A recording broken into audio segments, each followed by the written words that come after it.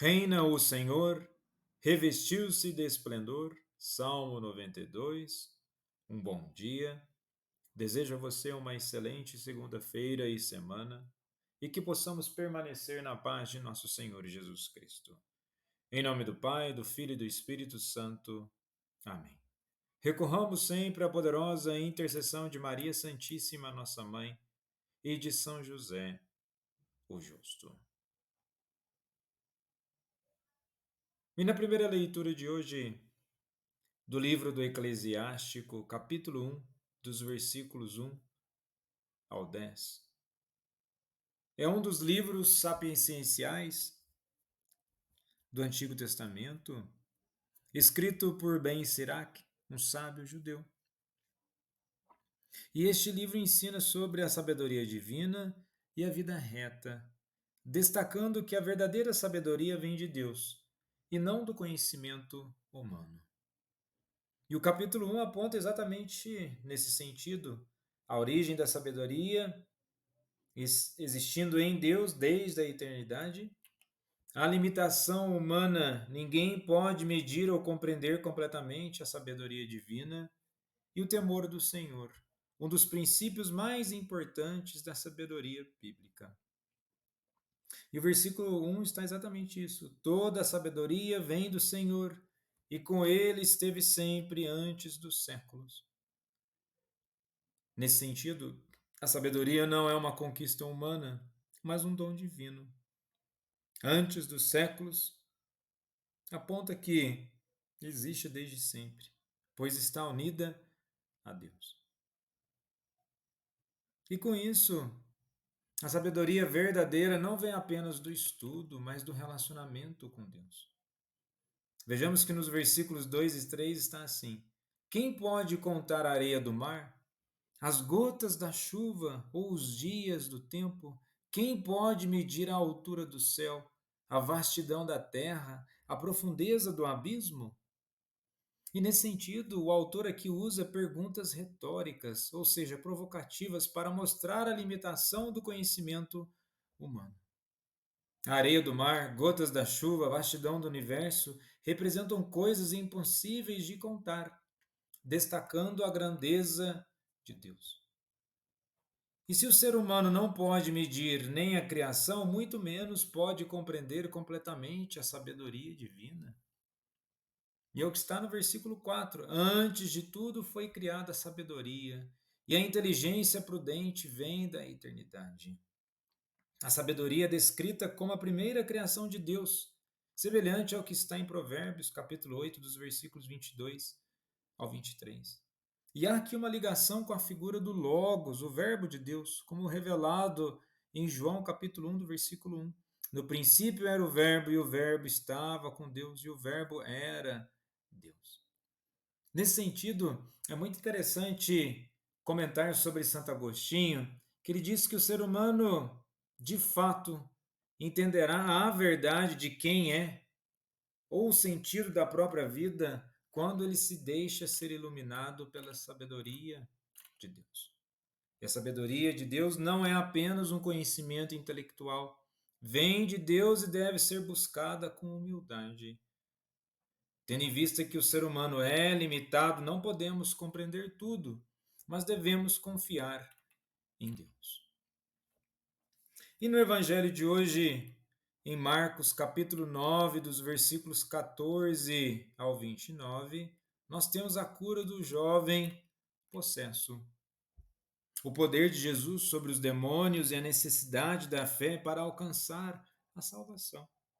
E esse episódio ocorre logo após a transfiguração de Jesus no Monte Tabor, conforme está no capítulo 9 de Marcos, dos versículos 2 ao 13, onde Pedro, Tiago e João viram a glória divina de Cristo. Enquanto isso, os outros discípulos ficaram enfrentando um grande desafio. Não conseguiram expulsar um espírito maligno de um jovem. E este milagre é semelhante ao de Marcos, capítulo 5, dos versículos 1 ao 20, onde Jesus expulsa demônios de um homem em Gerasa. E o que nós temos como temas principais do texto? A luta entre a fé e a incredulidade, o poder de Jesus sobre os espíritos malignos e a necessidade de oração e jejum para enfrentar batalhas espirituais. E aqui nós podemos fazer uma rápida ligação com a primeira leitura, pois muitas vezes as pessoas acham que as batalhas espirituais, elas vão ser vencidas pelo conhecimento, o quanto que você sabe sobre determinado assunto da igreja ou sobre outras coisas. Mas essa batalha, ela é vencida quando verdadeiramente nós estamos unidos a Deus. E o que nós podemos ver nos versículos 14 ao 18. Quando chegaram junto dos discípulos, viram numerosa multidão ao redor deles e alguns escribas discutindo com eles. Jesus encontra seus discípulos cercados por uma multidão e discutindo com os escribas. A discussão pode ter sido sobre a incapacidade dos discípulos de curar o jovem, ou que os escribas devem ter usado para questionar a autoridade de Jesus. Pedi a teus discípulos que os expulsassem, mas não conseguiram.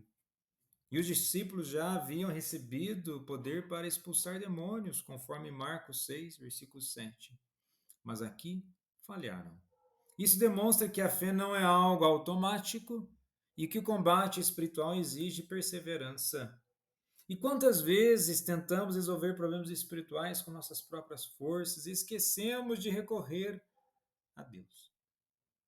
E aqui temos uma afirmação de Jesus no versículo 19: Ó geração incrédula, até quando estarei convosco?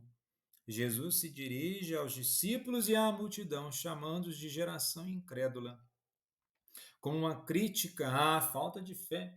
E essa expressão lembra Deuteronômio capítulo 32, versículo 5, onde Deus chama Israel de geração perversa. E no versículo 22 está assim: Se podes fazer alguma coisa, tem compaixão de nós e ajuda-nos. O pai do menino não tem certeza absoluta do poder de Jesus e fala com hesitação: Se podes. Isso mostra a luta entre a fé e a dúvida dentro do coração humano. E no versículo 24: Eu creio, ajuda a minha falta de fé. O pai reconhece sua fé imperfeita, mas pede que Jesus o ajude a crer verdadeiramente. E aqui vemos o ensinamento profundo. A fé é um dom de Deus e podemos pedir que ele a aumente em nós. E em momentos de dúvida, devemos fazer essa mesma oração. Senhor, eu creio, mas aumenta a minha fé. E Jesus expulsa o demônio com autoridade absoluta, mostrando que ele tem o poder sobre o mundo espiritual. Ele tem o poder sobre todas as coisas. E o que nós devemos, na nossa pequenez e limitação, recorrer ao Senhor